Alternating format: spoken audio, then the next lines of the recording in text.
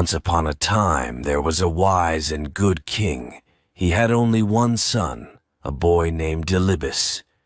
Prince Delibes was a clever young man, and the king loved him very much.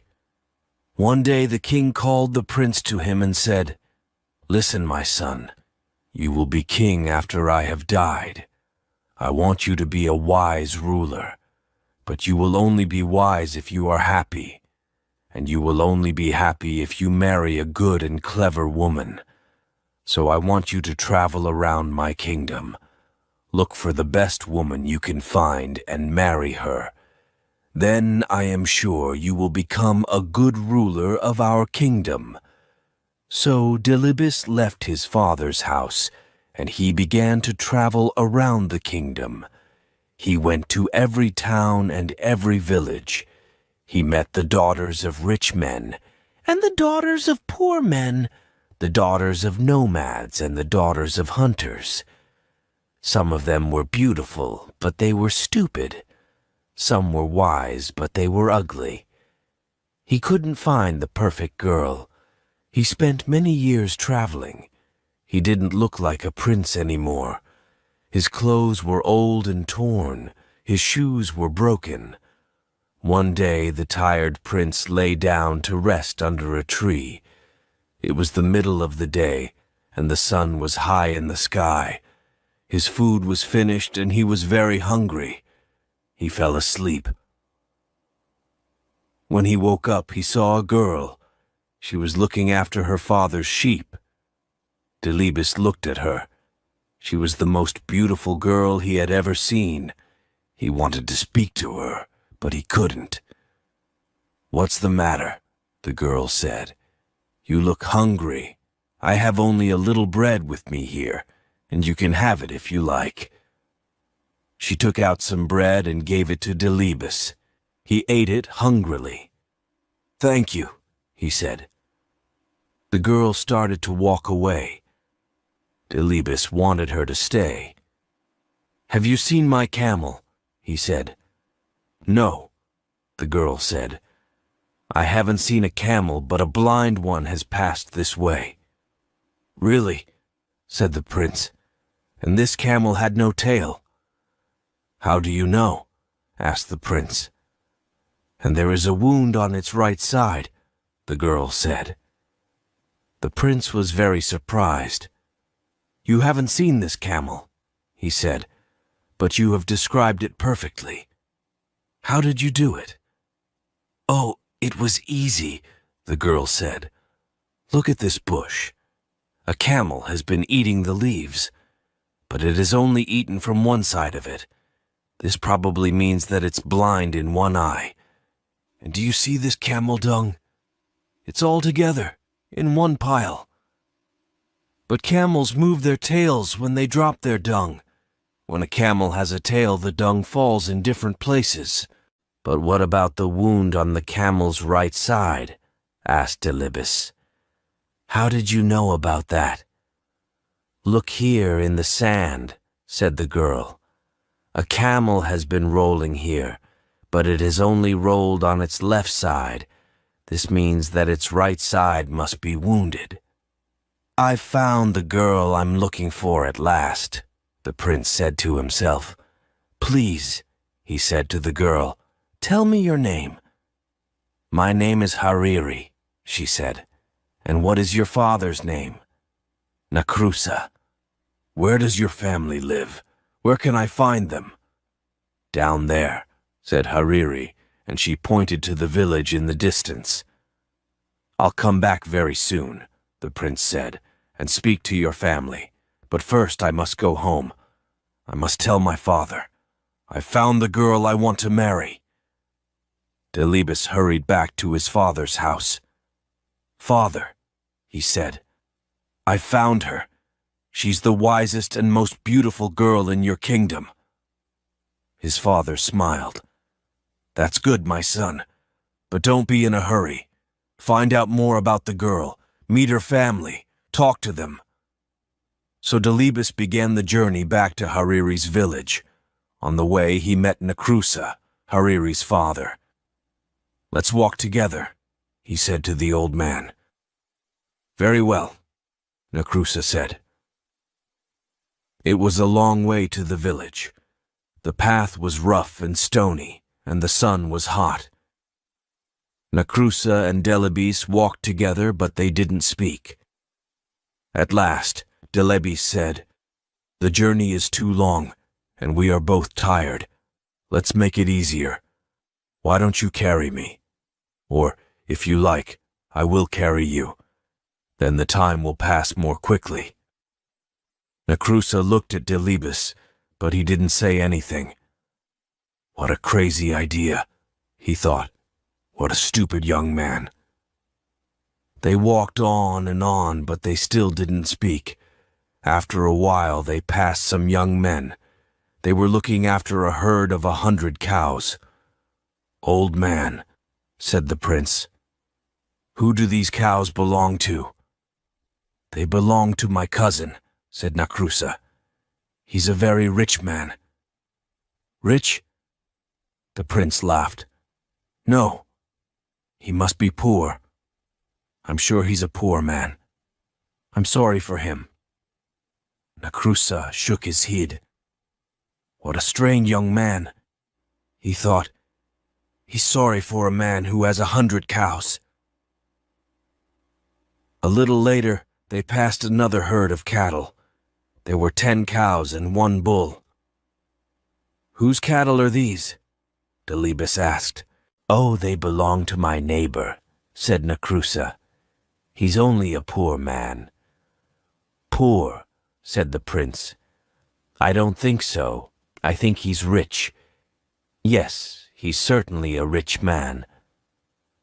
This young man is crazy, Nacrusa thought. They walked on and on over the hills until they came to a valley. There was a field of wheat in the valley. It was already yellow and ready for the harvest. "Is this wheat free so that travelers can eat it?" asked Delibes. "Free," said Nacrusa. "What do you mean free? Of course it isn't free. It belongs to the farmer." "I don't understand this boy at all," he said to himself. The sun was going down now. It was nearly evening. At last they could see the village in the distance. Some people were coming out of the village. They were carrying the body of a dead man. They were taking him to the cemetery. "Who has died?" Delibes asked Nacrusa. "Who was this man?" "He was a good old man," Nacrusa answered. "I knew him well." "And will his name be buried with him?" asked Delibes. "Or will his name live on?" How stupid, Nacrusa thought. The poor man is dead. Of course his name dies with him. It won't be used again. He said nothing. He walked on towards his house, and Delibes followed him. The prince and Nacrusa came to Nacrusa's hut. The old man turned round to Delibes. He wanted to say goodbye, but the prince had already followed him into his compound. Nacrusa was tired of Delibes. He wanted him to go away. But now the young man was his guest. He had to welcome him. So he went into his hut and brought out a mat. He put it on the ground and Delibes sat down on it. Hariri was inside the hut. She was cooking the evening meal. "Listen, daughter," Nacrusa said to her. "We have a very strange guest. A crazy young man has followed me all day. He's come to the village with me, and now he's here in my compound. Take him some water so that he can wash his feet." So Hariri took some water and went out to wash Delibes's feet. He was very happy when he saw her. She smiled at him, and his heart jumped. She was even more beautiful than before. "Why don't you put your feet on the mat?" she asked him. "Look, they're on the dirty ground." "But my feet are still dirty," Delibes answered. "You haven't washed them yet. If I put them on the mat now, the mat will get dirty too." So Hariri washed his feet. When they were clean, he put them on the mat. Hariri went back into the hut to find her father. "This young man isn't crazy at all," she said. "Oh, yes, he is," said Nakrusa. "Do you know what he said to me on the road? 'Let's make the journey easier,' he said. 'Why don't you carry me? Or if you like, I'll carry you.' Wasn't that stupid? How can I, an old man, carry a big young man like him?" "But father," Hariri said, "you don't understand. He meant that the journey was long and boring. He wanted to make it interesting. When he said, 'Why don't you carry me?' he meant, 'Why don't you tell me a story?' And when he said, 'Or if you like, I'll carry you,' he meant, 'Or, if you like, I'll tell you a story.' In that way, you could help each other along the road." "Well, anyway," said Nakrusa, "that wasn't the only thing. We passed a big herd of 100 cows. 'Who do these cows belong to?' he asked me. 'He must be a poor man.' Poor? A man with 100 cows is rich. Then later, we passed a small herd of 10 cows and 1 bull. 'Who do these belong to?' he said. 'Oh, he must be a rich man.' Now isn't that crazy?" "No, father," Hariri said. "He's right. The man with 100 cows is rich now, but he won't be rich for long. If he doesn't have a bull, his cows will never give birth to calves. After a while, they will all die and he'll be poor again. But the man who has a bull as well as 10 cows will soon be rich. His cows will all have calves. He'll have more and more cattle every year." "You haven't heard it all," Nakrusa said. "We passed a field of wheat. Is this wheat free so that travelers can eat it?" this stupid boy asked me. "Free," I said. "Of course it isn't free. It belongs to the farmer. Only he can eat it." "But father," said Hariri, "who is the farmer? Is he a generous man? Does he give food to the guests and travelers who come to his hut?" "Yes," said Nakrusa. "I know the man. He's a good man. He's always kind to guests and travelers." "And does he ask them to pay for their food?" asked Hariri.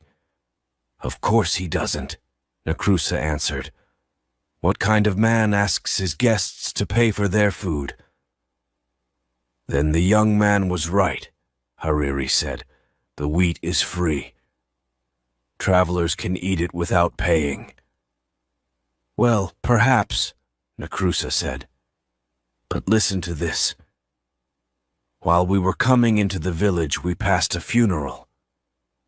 A crowd of people were taking a dead man to the cemetery. And do you know what this poor fool said? 'Will his name be buried with him, or will it be used again?'" "Oh," said Hariri, "that's easy to understand. He was asking you if the man had a son. The father's name lives on in his son. It's not buried with him. It's used again and again." Nakrusa was tired of talking to his daughter. He went to talk to her uncles.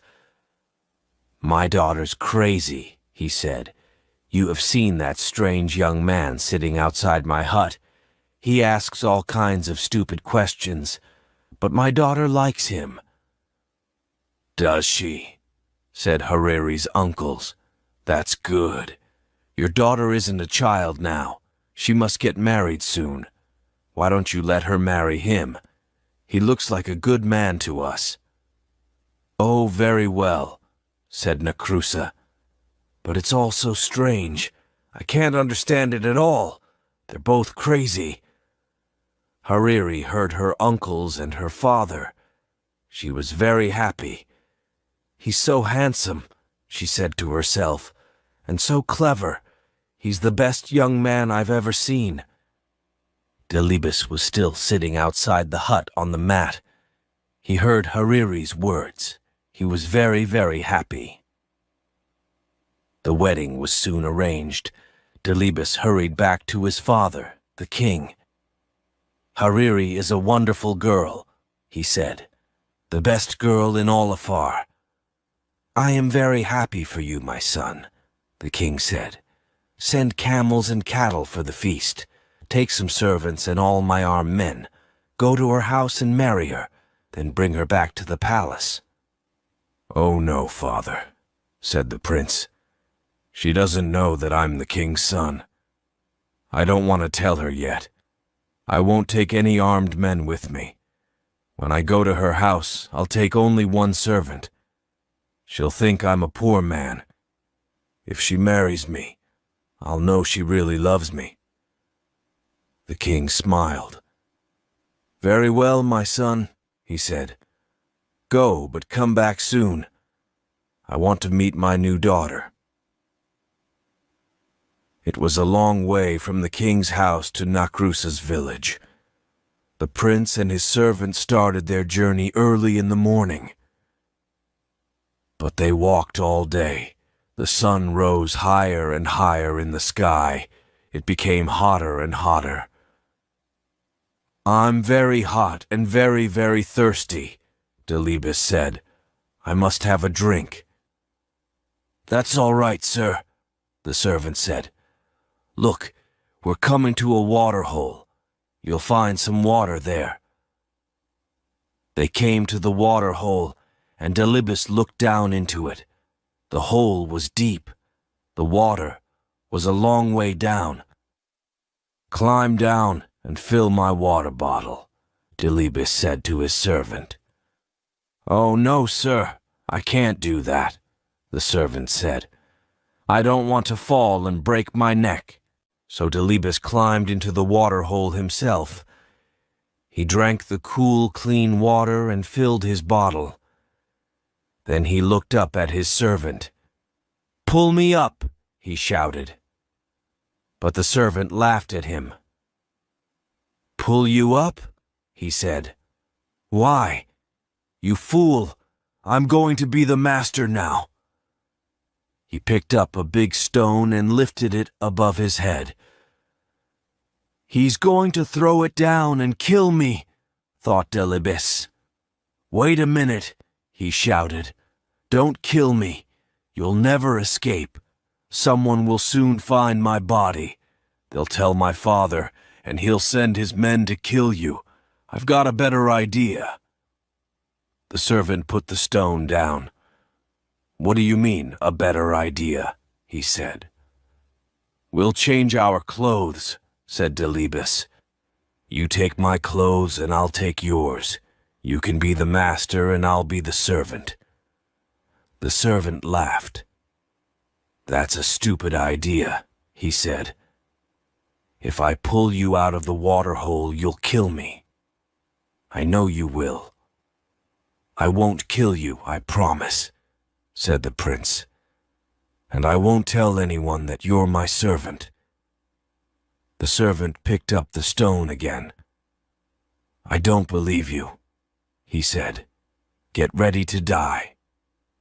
"Very well," the prince said. "But don't you want to marry the most beautiful girl in Afar? How will you find her father's house? Only I know the way." The servant thought for a moment. "Do you really promise?" he said. "You won't kill me. You'll be my servant and I'll be your master." "Yes," answered Delibes. "You know me. I always keep my promises." "All right," the servant said, and he pulled Delibes out of the water hole. They changed their clothes. The prince took the servants, and the servant took the prince's. Then they walked on along the road. At last they came to Nakrusa's village. Everything was ready for the wedding. The women were cooking a wonderful feast. Guests were arriving. People were singing and dancing. Hariri couldn't wait to see the face of her dear Delibes. She looked out of her hut, but there was the servant, dressed in Delibes's clothes. "This man isn't my husband," she said. "I've never seen him before." "Don't be a fool," her father said. "Look at his clothes, his dagger, and his shoes. He was wearing them when he came here before." "But my husband is a clever man," said Hariri. "This man looks like a fool. Let me ask him some questions." "Oh, very well," Nakrusa said. "But be quick. The guests are waiting. The wedding must begin." So Hariri came out of her hut and spoke to the servant. "Tell me," she said, "what is the heaviest thing a man can carry?" The servant frowned. "The heaviest thing?" he said. Let me think. A camel's heavy. No, a fallen tree is heavy. Ah, I know. A grinding stone. Yes, a grinding stone is the heaviest thing." Hariri looked behind the servant. "Who is that man standing under the tree?" she wondered. "Here's my next question," she said. "What is the sweetest food in the world?" "The sweetest food," the servant said. "The sweetest food. Yes, I know the answer. The sweetest food is honey." Hariri was watching the man under the tree. He was coming towards her now. "I have one more question," she said to the servant. "What is the most beautiful smell in the world?" The servant shook his head. "What a stupid question," he said. "Flowers have the sweetest smell. Everyone knows that." Delibes was standing behind his servant now. He smiled at Hariri. "This man says he's my husband," said Hariri. "But he's a fool. His answers are stupid." Nakrusa was very angry. "Daughter," he said, "what are you saying? Look, the wedding guests are here. The feast is ready. Take this man. He is your husband." "Please, father," Hariri said. "I can't marry a fool. Let me talk to his servant." She looked at Delibes. "Did you hear my questions?" she asked him. "Yes," said Delibes. "And here are my answers. Your first question was, what is the heaviest thing a man can carry? My answer is a promise. A promise is a very, very heavy thing. For me, just now, it's the heaviest thing in the world." Next you asked, what is the sweetest food? I know the answer to that question. I was alone once in the desert. I had no food. I nearly died of hunger. Then I met a girl. She gave me a piece of dry bread. It was the sweetest food in the world because I was so hungry. Your third question was this. What is the most beautiful smell? I can answer that one too. It is the smell of the skin on the neck of your baby son. I don't have a son yet, but one day, God willing, he will give me a wife. And one day, God willing, she will give me a son. Hariri laughed and clapped her hands. Did you hear that, father? She said. This man is my husband. But he's only a servant, Nakrusa said. I'm tired of all this nonsense, Hariri. I'm your father. You must obey me. Marry the master, not the servant. Hariri went and stood beside Delibes. Master or servant, this is the man I will marry, she said. The servant was frightened when he heard this. He fell down on his knees. Oh, please, please forgive me, he said to Delibes. I was a fool. Don't tell the king your father." "The king? Your father is the king?"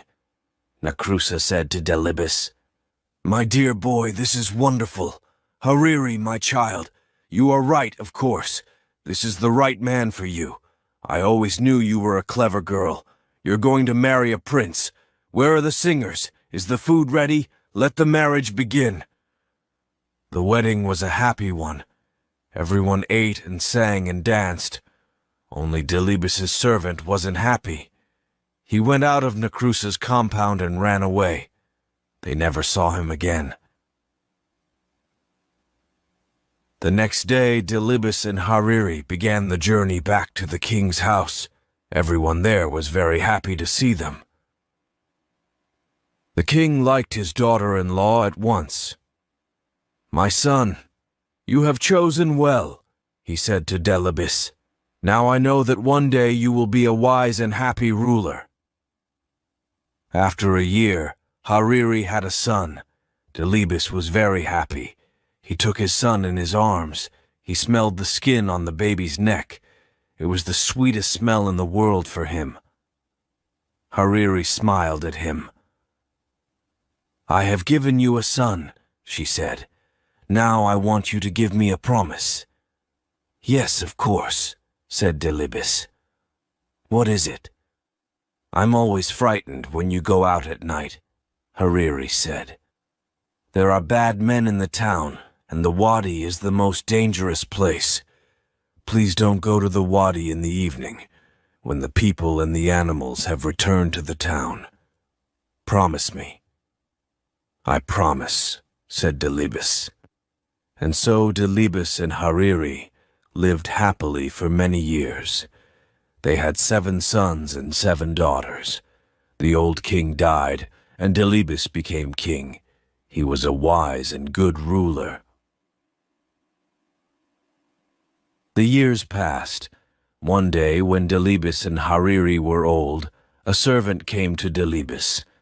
"The camels have returned from the wadi," he said, "but one of them is lost." Delibes forgot his promise to Hariri. "I'll go myself and look for it," he said. It was dark outside. There was only a half moon in the sky. Everything was quiet. There was nobody at the wadi now. Everyone was at home in their own houses. Suddenly, 4 men jumped out from behind a tree. "Give us your money!" shouted one. "Give us your clothes!" shouted another. The third man came close to Delibes and looked at his face. "Let him go," he said to the others. "It is the king." "What?" the fourth man said. "Yes, quick, let him go." But the first 2 robbers laughed. "Let him go," they said. "Are you crazy? He'll send his soldiers after us.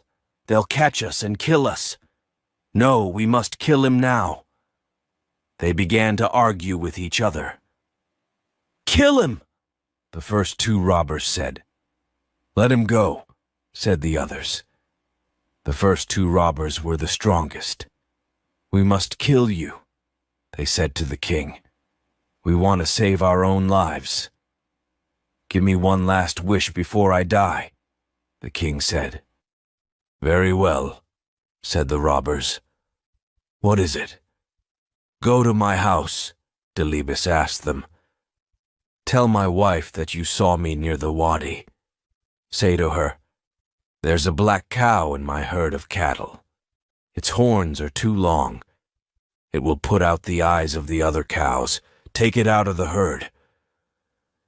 "Is that all?" asked the third robber. "No," answered the king. "Tell her this. There's a black mat on the roof of my house. Take it away. Put a white mat there in its place." "Is there anything else?" said the fourth robber. "Yes," Delibes answered. "I have 4 camels. Tell my wife to keep 2 of them, but tell her to let 2 of them go." "Have you finished now?" the first robber said. "Yes," said Delibes. "Then you must die," the first robber said. And so the robbers killed Delibes. They took his body and threw it under a tree. "Come on," the first two robbers said. "We must run away." "No," said the third and fourth robbers. "We must take the king's message to his wife. We promised." "Are you crazy?" the first robber said. "She'll know that we killed him. Her sons will kill us." "But she doesn't know that he's dead," the third robber said. "Nobody knows that he's dead." So the four robbers went to Delibes's house. They asked to see the queen. She was talking with her 7 sons. They were all carrying spears. The first robber walked boldly up to the queen. "I have a message for you," he said, "from your husband, the king." "Where did you meet him?" Hariri asked. "At the wadi," the robber answered. The queen put her hand over her mouth. Her eyes opened wide, and she looked at the robbers. Her sons moved towards her. "Is my husband well?" she asked. "He's fine," laughed the robber. "We left him under a tree. He'll be home soon." "And what was his message?" Hariri asked. The first robber told her the words of the king. When he finished, Hariri said to her sons, "Catch these men." "Why?" her eldest son asked. "They have only brought some messages from our father." The robbers were already running out of the compound. "Quick, quick, don't let them escape," shouted Hariri. Her 7 sons ran after the robbers and caught them. They brought them back to the queen. She was crying. "What's the matter, mother?" her eldest son asked. "Didn't you understand your father's message?" said Hariri. "Listen, this is what it means. Take the black cow out of the herd of cattle," he said. "It will put out the eyes of the other cows." This means that your father doesn't want the crows to eat his eyes. He wants us to bury his body. "You mean our father's dead?" her sons asked. "Yes," said Hariri. "This is his second message. Take away the black mat on the roof. Put a white one there. He is dead, and he wants me to put white clothes on for him." "It was these men who killed my father," shouted one of the sons, and all of them lifted their spears. "Wait," said Hariri. "There was one more message. Keep 2 of my camels," your father said, "but let 2 of them go." This means that 2 of these men killed him, but 2 tried to save his life. The robbers fell down onto the ground. "You know everything," the first robber said. "You're right. It was my friend and I who killed the king. These 2 men tried to save him." "Kill the murderers," shouted the brothers, and they killed the first 2 robbers with their spears and daggers. Then the third and fourth robbers took Hariri and her sons to the wadi. They found the body of Delibes and brought him home. Hariri put on white clothes and her sons buried their father. "He was a great king," all the people said. "Why?" "Because he was married to a good and clever woman.